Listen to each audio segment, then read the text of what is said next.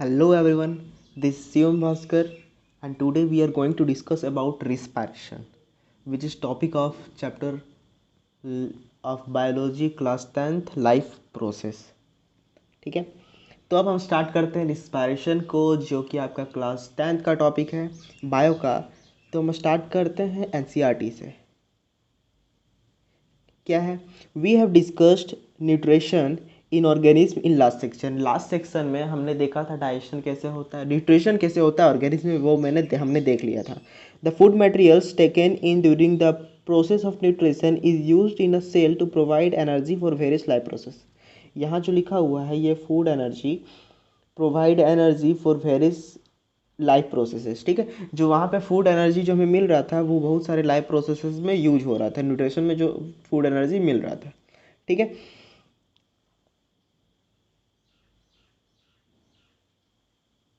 उसके बाद क्या है हमारा, diverse organism do this in different way. ठीक है, सबसे पहले क्या है, the food material taken in during the process is used in cell to provide energy for various life process. अलग अलग लाइफ प्रोसेस में यूज किया जाता है, बट यहाँ क्या है, diverse organism do this in different ways. ठीक है, दो अलग अलग तरह के ऑर्गेनिज्म अलग अलग तरह से इसे यूज करते हैं, अलग अलग तरह से एनर्जी बनाते हैं। कैसे, सम use some use some use oxygen to break down glucose completely into carbon dioxide and water. Some use other pathway that do not involve oxygen. ठीक है, in all cases the first step is the breakdown of glucose.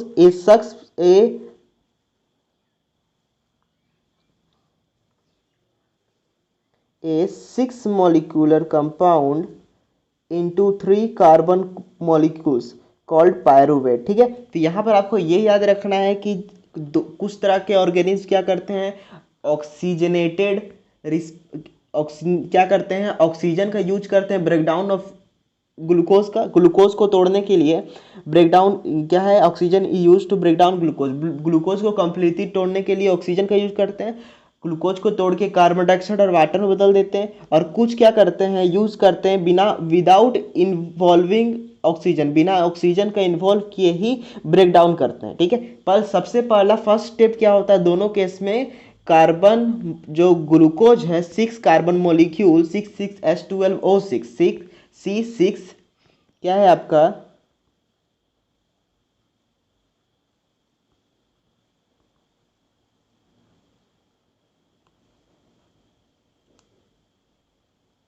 C6H12O6।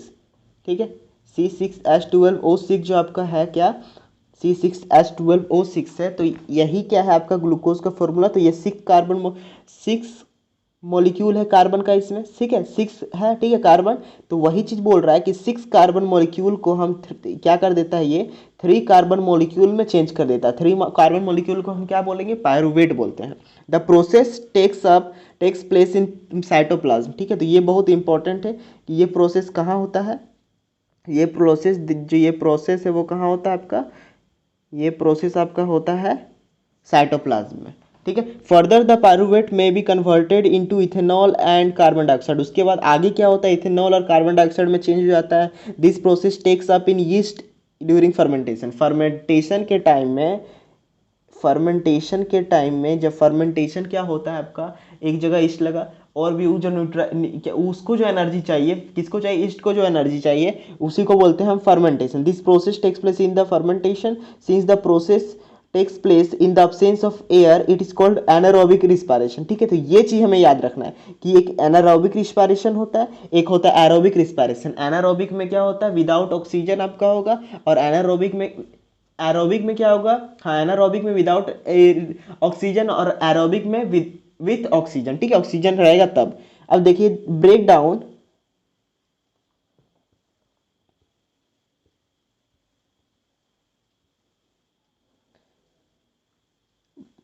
Down of pyruvate using oxygen takes place in mitochondria. और जो pyruvate का शुरू में हमने क्या देखा था, कहाँ पे होता है ये होता है आपका साइटोप्लाज्म में। जो प्रोसेस था ये साइटोप्लाज्म में होता है।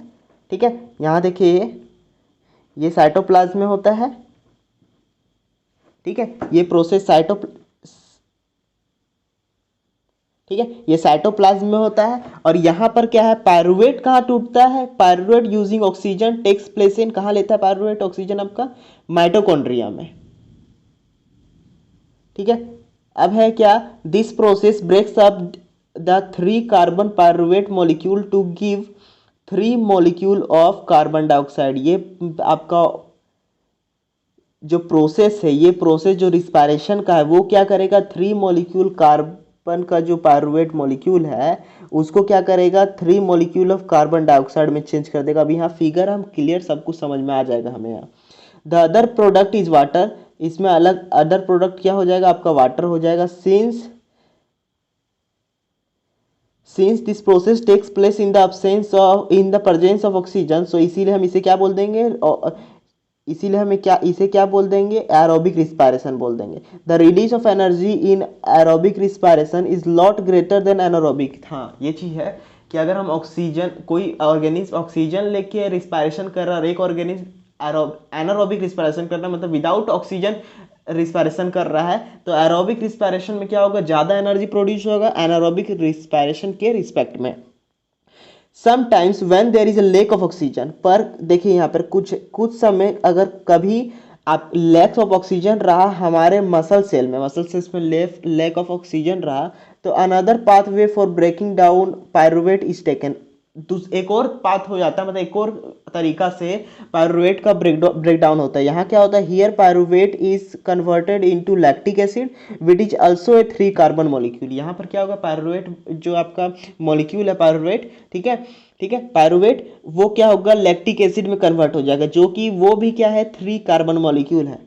This buildup of lactic acid into a muscles during sudden activity cause cramp. यही कारण होता है, इसे मान के चलो अचानक से पूरा दौड़ रहे हमारे मसल्स में क्या होगा, ऑक्सीजन कम हो गया तो अचानक से क्रैम्प हो जाता है, अकड़ जाता है हमारा, ठीक है, दर्द करने लगता है वहां पर, वही क्रैम्प हो जाता है। ठीक है, लैक्टिक एसिड वहां बनने लगता है। ठीक है, रिस्पायरेशन होता है, लैक्टिक एसिड बनने लगता है, पायरुवेट वहां टूटता है, कन्वर्ट हो जाता है लैक्टिक एसिड में। चलिए अब हम इसे डिटेल में देखते हैं क्या चीज़ है। ये आपका यहाँ पर देखिए, यहाँ पे क्या है,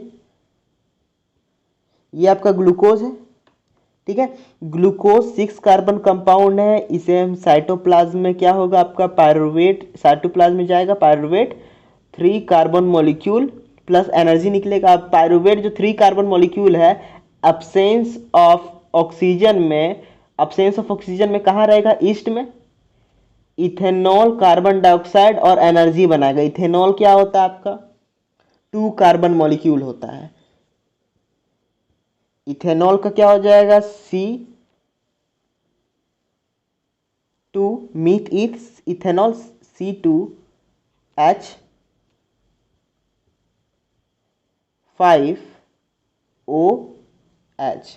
ठीक है, C2H5OH हो जाएगा। ठीक है, ये हो गया आपका यहाँ। और क्या है, अब क्या है, पायरुवेट अगर लेक ऑफ ऑक्सीजन का कमी रहा, लेक ऑफ ऑक्सीजन रहा अगर मसल सेल में, ठीक है, लेक ऑफ ऑक्सीजन रहा मसल सेल में, तो ये आपका ये क्या बना देगा, यहाँ पर लैक्टिक एसिड एनर्जी, यहीं पर जो हम पढ़ रहे थे कि क्रैम्प हो जाता है, ठीक है, हमारा मसल्स में, जो कि 3 कार्बन मॉलिक्यूल है। और क्या है, पायरुवेट जो 3 कार्बन मॉलिक्यूल है उसका अगर प्रेजेंस ऑफ ऑक्सीजन रहा जैसे हमारे सेल में, ठीक है, हमारे बॉडी में, तो वो क्या प्रोड्यूस करता है, हमारी बॉडी के जो सेल है वहाँ माइटोकॉन्ड्रिया में बॉडी है, उसमें ऑर्गन है, ऑर्गन में बहुत सारे पार्ट्स है, पार्ट्स में अलग अलग बहुत सारे, हर एक पार्ट में अपना अपना सेल है, तो वो सेल में जो माइटोकॉन्ड्रिया होगा वहाँ पर क्या होगा, ऑक्सीजन जो प्रेजेंस होगा, तो पायरुवेट वहाँ पर किस में कन्वर्ट हो जाएगा, कार्बन डाइऑक्साइड और वाटर प्लस एनर्जी फॉर्म करेगा। ठीक है, यहाँ तक समझ में आ गया हो आपको। ठीक है, तो यहाँ पर हमने क्या देख लिया, breakdown of glucose by various processes. अब क्या है, the energy release during the cellular respiration is immediately used to synthesize a molecule called ATP which is used to fuel all other activity in the cell। ठीक है, जैसे ही आपका energy बनता है, ठीक है, जैसे ही रिस्पायरेशन होता है, ठीक है, energy release during the cellular respiration जैसे ही होता है, तो वो क्या होता है, एटीपी के फॉर्म में बन जाता है, एक एटीपी को फॉर्म में, जो कि आपका क्या है, समझिए कि एक फ्यूल की तरह काम करेगा, और उसी से क्या होगा, अलग अपना जो हमारा सेल है उसी से आपका वर्क करेगा। अब क्या है देखिए, ATP is broken down giving a fixed amount of energy which can be drive endothermic reaction taking place in the cell। ठीक है, अब आपका ATP क्या है इसे देखते हैं। यहाँ क्या है, ATP is broken down giving rise of fixed amount of energy which can be drive endothermic reaction taking place in the cell। Cell में हर, जैसे मान के चलिए बैटरी का एग्जांपल, यहाँ पे सीधा हम ये वाला बॉक्स में आते, तो यही बॉक्स में आपको पूरा अच्छे समझ में आ जाएगा। क्या है, ATP is a energy currency for most cellular process. अलग अलग तरह का सेलुलर प्रोसेस है, जैसे कि आपका कौन सा सेलुलर प्रोसेस हो गया, जैसे कि यहाँ पर देखिए contraction of molecule, protein synthesis और कंडक्शन ऑफ नर्व और फिर अदर एक्टिविटी। ये सब जो एक्टिविटी है तो ये सब में क्या होगा, आपका एनर्जी का करेंसी का यूज होगा। The energy release during the process of respiration is use to make ATP। जो एनर्जी यूज होता है प्रोसेस ऑफ रिस्पायरेशन में, ठीक है, रिलीज होता है, वो ATP बना देता है फ्रॉम ADP, ठीक है, एंड इनऑर्गेनिक फॉस्फेट बना देता है, जैसे कि यहाँ पर जो आपको दिख रहा है। ठीक है, अब क्या है कि endothermic reaction in the cell then use this ATP to drive the reaction. Endothermic reaction मतलब यहाँ हल्का रिएक्शन लेता है सेल में, और क्या है, ये वाला रिएक्शन हो जाता है, use this reaction ATP to drive the reaction. ये reaction terminal phosphate linkage into the ATP अब क्या होता है, broken down using water use करते हुए एनर्जी इक्विवेलेंट टू इतना इज रिलीज। अब ATP क्या होगा, टूट के ATP बन गया, ATP टूट के इतना अमाउंट ऑफ एनर्जी रिलीज करेगा। कहने का मतलब मान के चलिए कि इन्वर्टर है आपका, ठीक है, इन्वर्टर आपका हो गया, फूड ये हो गया, उससे बैटरी आपका चार्ज हो गया, ATP बन गया, ध्यान से मैं लिंक करते जाऊंगा, ATP बन गया। अब जहाँ पे हमको लाइट एनर्जी चाहिए, जहाँ हमको इलेक्ट्रिकल एनर्जी चाहिए और कुछ भी चाहिए, तो वो क्या करेगा, मैकेनिकल एनर्जी चाहिए तो वो चीज़ उसको देगा, प्रोवाइड करेगा, अलग अलग चीज़ को प्रोवाइड करेगा, तो वही ATP का वर्क है। ठीक है, ATP बन गया। अब ATP क्या करेगा, जितना सारा सेल में जो work ATP can be use in the cell for contraction of, ठीक है, कंट्रैक्शन ऑफ, ये क्या है आपका, contraction of muscles, protein synthesis and many other activity. ठीक है, अदर एक्टिविटी में आपका इसका यूज हो जाएगा। यहाँ तक आपको समझ में आ गया होगा। अब क्या है, since the aerobic respiration pathway depends on oxygen, aerobic organism need ensure that there is sufficient intake of oxygen। ठीक है, sufficient intake of oxygen। we have seen that a plant exchange gases through stomata and the large intercellular spaces ensure that all cells are in contact with air, carbon dioxide and water are exchanged by diffusion here। यहाँ पर क्या होता है, यहाँ plant का example ले लिया, ठीक है, रिस्पायरेशन पढ़ रहे हैं तो यहाँ प्लांट का एग्जाम्पल ले लिए कि प्लांट के पास स्टोमाटा होता है, ठीक है, इतना काफ़ी होता है कि इतना होता है कि वो डिफ्यूजन करके, ठीक है, डिफ्यूजन करके वो धीरे अंदर अपने लेते आता है, उसके बाद सारा ऑक्सीजन अपना ट्रांसफर कर लेता है। ठीक है, ऑक्सीजन का एक्सचेंज हो जाता है। ठीक है, यहाँ पर देखिए we have seen the plant exchange gases through stomata से and the large intercellular spaces जो होता है ensure that all cells are in contact. इतना बड़ा बड़ा स्पेस होता है, जैसे मान के चलिए आपका वुड है उसका, ठीक है, वुड है तो उसमें भी तो स्पेस होता है, वुड में भी स्पेस होता है। ठीक है, वुड का उसका जो वुड होगा उसमें भी स्पेस होता है किनारे किनारे। ठीक है, तो वो सब में भी क्या होता है, ऑक्सीजन वहाँ पे इंटरसेलुलर मतलब क्या होता है, डिफ्यूजन से वहाँ पर भी ऑक्सीजन वहाँ पर रिस्पायरेशन हो जाता है। ठीक है, ग्रीन एरिया में। अब क्या है, कार्बन डाइऑक्साइड, क्या है आपका, carbon dioxide and oxygen are exchange by diffusion here. यहाँ पर कार्बन डाइऑक्साइड और क्या होता है, ऑक्सीजन कहाँ से क्या होता है, डिफ्यूजन से होता है। अब क्या है आपका, दे अंडरगो सेल और away from them and cut into the air and out of the air. अब क्या करता है ये क्या करता है, देखिए यहाँ पे they can go into cell, ये सेल में चला जाता है, और या फिर क्या है, away from them and out of the air. यहाँ पर डिफ्यूजन में क्या होगा, कुछ एयर अंदर आएगा और कुछ एयर बाहर जाएगा। द डायरेक्शन ऑफ डिफ्यूजन का डायरेक्शन क्या होगा, डिपेंड करेगा upon the environmental condition and requirement of plant. ये कहने का मतलब है, रुके पहले इसे हम पढ़ लेते हैं, उसके बाद मैं एक और बहुत चीज अच्छा चीज सिखाऊंगा। व्हेन देयर इज, हाँ चलिए यही चीज है, when there is no photosynthesis occurs, carbon dioxide elimination is the major exchange of activity going on. जैसे क्या होता है, सुबह के टाइम में क्या होगा आपका, सुबह के टाइम में फोटोसिंथेसिस होता है, तो फोटोसिंथेसिस होने के कारण ऑक्सीजन वहाँ पे वो जनरेट कर लेता है अंदर में ही प्लांट में, ठीक है। तो उससे क्या होगा, प्लांट में तो ऑक्सीजन का अंदर आपका कंसंट्रेशन ज़्यादा है, ठीक है, तो ऑक्सीजन तो बाहर से वो लेगा नहीं प्लांट, तो और क्या है, उसको कार्बन डाइऑक्साइड चाहिए फूड बनाने के लिए, तो वो क्या करता है, कार्बन डाइऑक्साइड उसका बॉडी में कम है, प्लांट का बॉडी में, ठीक है, तो वो बाहर से ऑक्सीजन लेता है। तो इन्वायरमेंटल फैक्टर पर डिपेंड किया कि कहाँ कंसंट्रेशन ज़्यादा है, और क्या है कि ऑक्सीजन वो ज़्यादा बना रहा है, ऑक्सीजन बना रहा है उसका बॉडी में ज़्यादा है, और क्या है इन्वायरमेंट में कम है, तो वो डिफ्यूज होकर क्या होता है, बाहर आ जाता है, ठीक है, तो वो चीज़ हो जाता है, ठीक है। यहाँ पर हो गया carbon dioxide release instead of oxygen, oxygen is the major event in this time, ठीक है, ये टाइम में ऑक्सीजन बहुत बड़ा इवेंट है, जो ऑक्सीजन हम लोग को मिल जाता है प्लांट से, यही डिफ्यूजन के कारण। Animals have involve different organs, animal have evolved different organs for the uptake of oxygen into environment and getting rid of the carbon dioxide produced. Terrestrial animal can breathe the oxygen in the atmosphere, but animals that live in water need to oxygen dissolve in water. यहाँ पर क्या कहने का मतलब है कि क्या बोलते हैं, ये सब बैलेंस करता है, ये बस बैलेंस है, ठीक है, बैलेंस समझिए कि यहाँ पर एक बैलेंस हो रहा है। हम लोग, एनिमल लोग जो जल में रहते हैं, सब क्या करते हैं, ऑक्सीजन को लेते हैं, कार्बन डाइऑक्साइड छोड़ते हैं, वही कार्बन डाइऑक्साइड को प्लांट लेगा, ठीक है, और फिर वो ऑक्सीजन देगा तो हम लोग रहेंगे, तो हम लोग एक दूसरे पे निर्भर है, ठीक है, प्लांट गया हम लोग साफ प्लांट साफ, ठीक है, सिंपल है कहने का मतलब। यहाँ पर जो एक बात किया गया, क्या बात किया है, यह है terrestrial animal can breathe the oxygen in atmosphere. Terrestrial animal जो है वो क्या है, एटमोसफेयर से ब्रीथ कर सकता है, हम लोग टेरेस्ट्रियल एनिमल, सोशल एनिमल है, ठीक है, तो हम लोग हैं, फिर जितने सारे एनिमल है वो सब क्या कर सकते हैं, बट एनिमल, जैसे कि एनिमल है तो animal that live in water, जो कि वाटर में रहते हैं, वो क्या बोलेंगे, एक टेरेस्ट्रियल एनिमल है। तो जो एनिमल जो वाटर में रहते हैं वो क्या करते हैं, ऑक्सीजन यूज करते हैं जो वाटर में डिजॉल्व है, ठीक है, वाटर में भी तो बहुत सारे छोटे छोटे प्लांट होते हैं, ठीक है, एक्वेटिक प्लांट, तो वही प्लांट जो है उससे जो ऑक्सीजन रिलीज होता है, वही ऑक्सीजन को कौन यूज करते हैं, एनिमल जो कि वाटर में रहते हैं, वाटर एनिमल, ठीक है। अब हम आगे क्या देखेंगे, since the amount of dissolved oxygen is fairly low compared in the amount of oxygen in air। हाँ, कहने का मतलब है कि वाटर में जो ऑक्सीजन है और एयर में जो ऑक्सीजन है, तो उसको कंपेयर करेंगे तो एयर में ऑक्सीजन ज़्यादा है।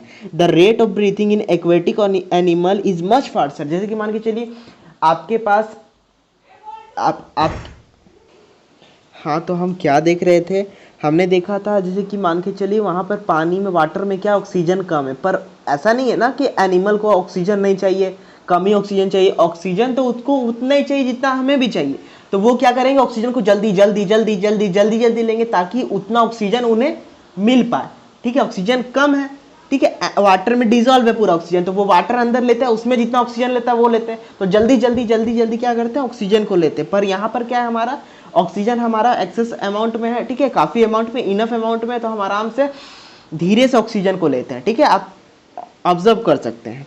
अब देखिए क्या है आपका बाद में कि fishes takes water through the mouth and force it pass to the gills where we dissolve dissolve oxygen is taken up by blood, ठीक है। तो यहाँ पर हमने वही बोला कि पानी को, वाटर को अंदर लेता है, अब गिल्स में क्या करते हैं, उसको प्रेशर पुल करते हैं, फिर ठीक है, फोर्स इट पास गिल्स में भेजते हैं। अब गिल्स में क्या करता है, वो जिसमें जितना ऑक्सीजन है वो ले लेता है, अब उसमें तो ऑक्सीजन कम ही अमाउंट में है ना, तो इसीलिए बार बार वो क्या करते हैं, क्या बोलते हैं, इनहेल करेंगे।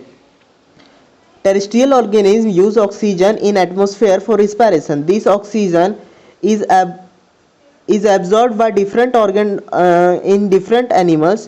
All these organs have a structure that increase the surface area which is in the contact with oxygen rich atmosphere.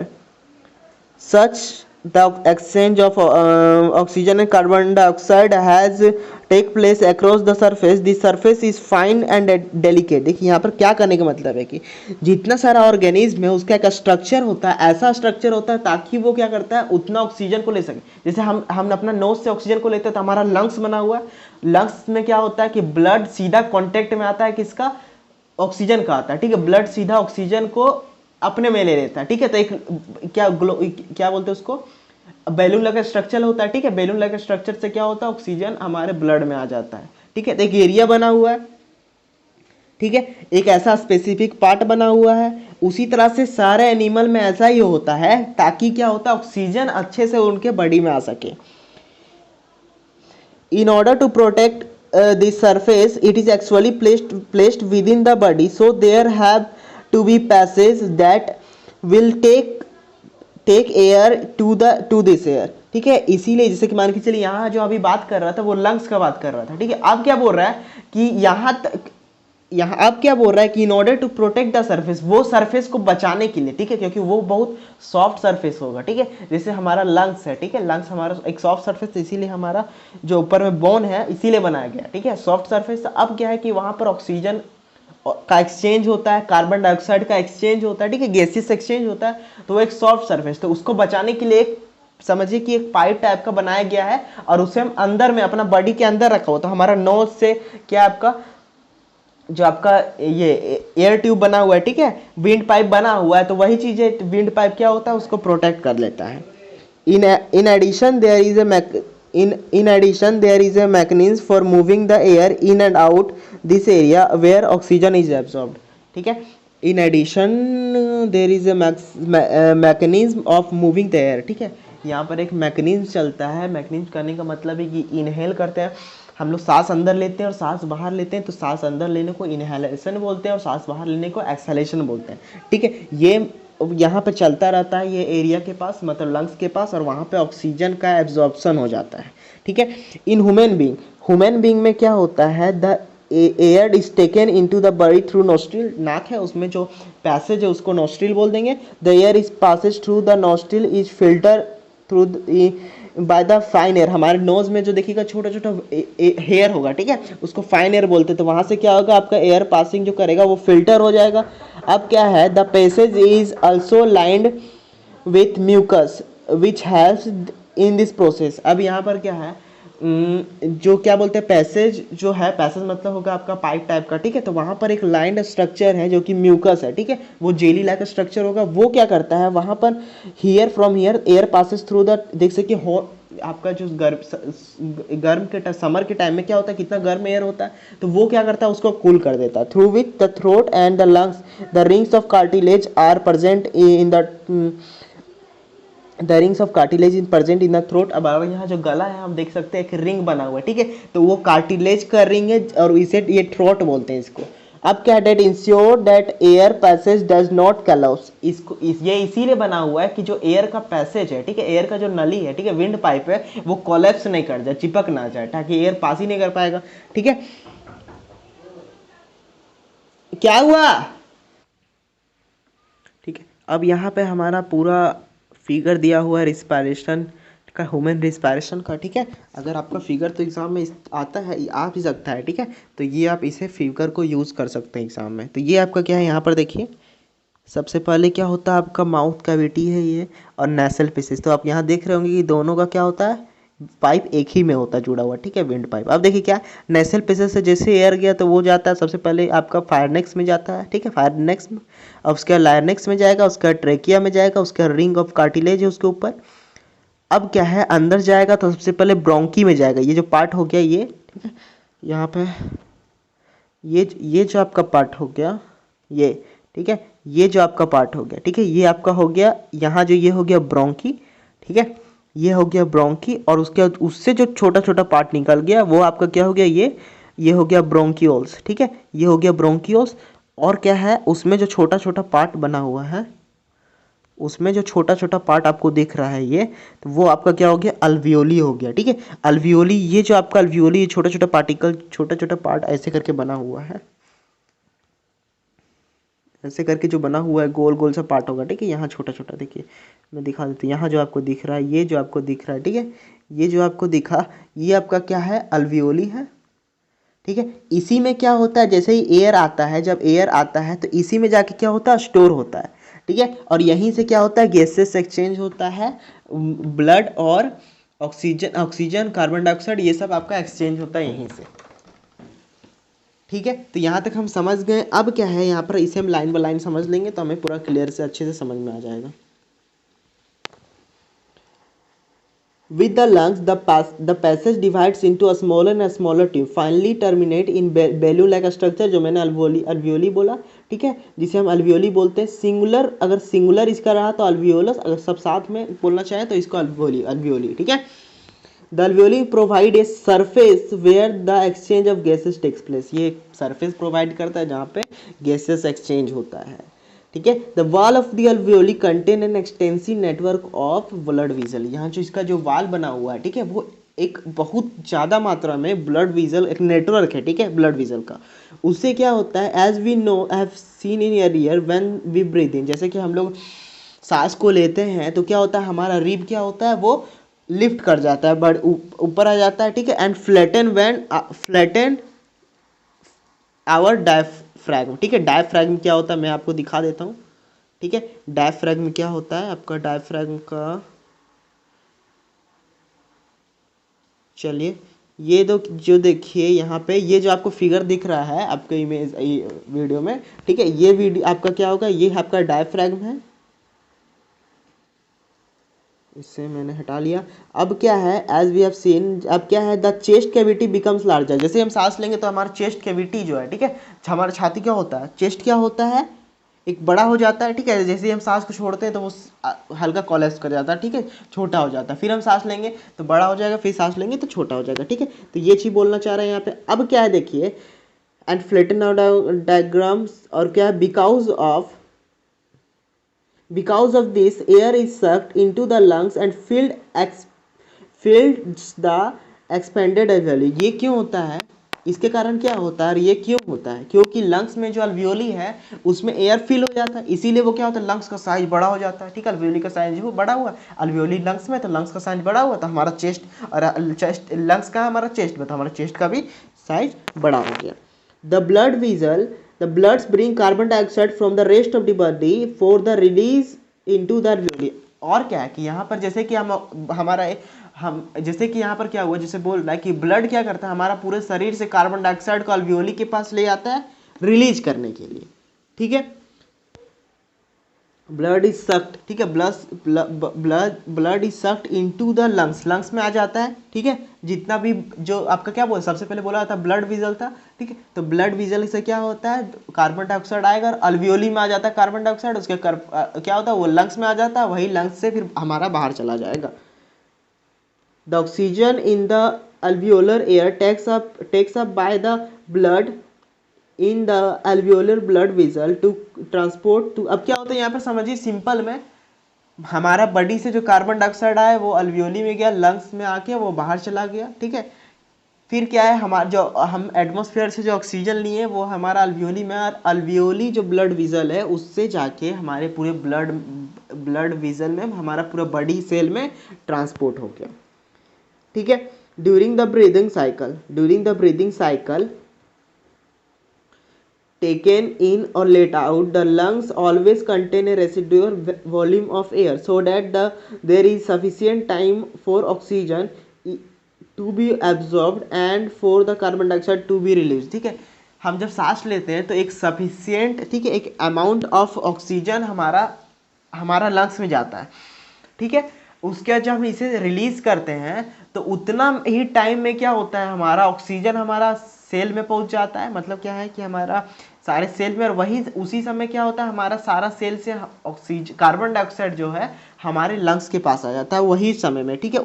इतना सफिशियंट टाइम होता है, ठीक है. When the body size of animal is large, the diffusion pressure alone cannot be taken of oxygen delivery to all parts of the body. Instead, respiratory pigment takes up oxygen from air in the lungs and carried it to the tissue where is deficient in oxygen before releasing it.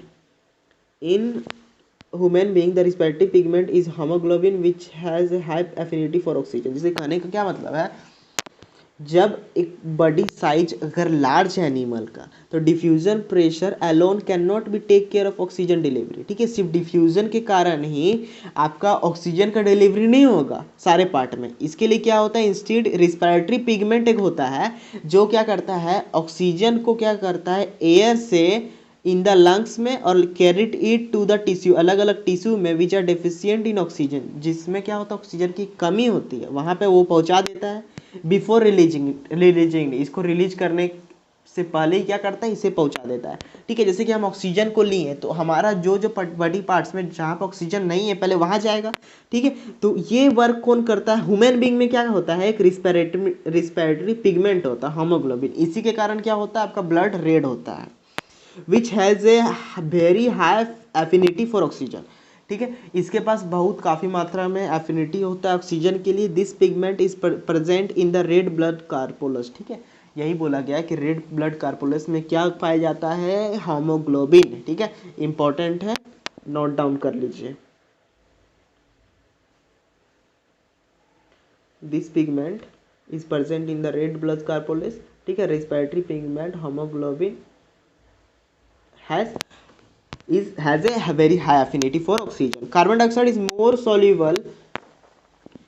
soluble in water than other oxygen. ठीक है, carbon dioxide जो है water में ज़्यादा soluble होता है oxygen की अपेक्षा में। ठीक है, and hence is mostly transported in dissolve form in the blood. ठीक है, इसीलिए क्या है जो कार्बन डाइऑक्साइड है ब्लड में डिजॉल्व फॉर्म में, ठीक है, उसमें घुल के ही ट्रांसफर होता है। ठीक है, ये सब नोट इंपॉर्टेंट है। ठीक है, याद कर सकते हैं।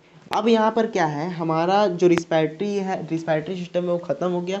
यहाँ पर जो 4 क्वेश्चन है वो खुद से आप बनाए, सबसे पहले मैंने पढ़ा दिया, आप एक बार और आप रीड कर लीजिए। ठीक है, आपको एक्स्ट्रा बुक पढ़ना है वो तो आपको एनसीईआरटी बुक में ही कवर हो गया, आपको कोई पढ़ने की जरूरत नहीं है। ठीक है, आप उससे भी यूज़ कर पढ़ सकते हैं, और ये जो एनसीईआरटी क्वेश्चन है वो आप अपने से ही बनाएं। ठीक है, तो मिलते हैं फिर हम अगले लेक्चर में, तब तक के लिए धन्यवाद।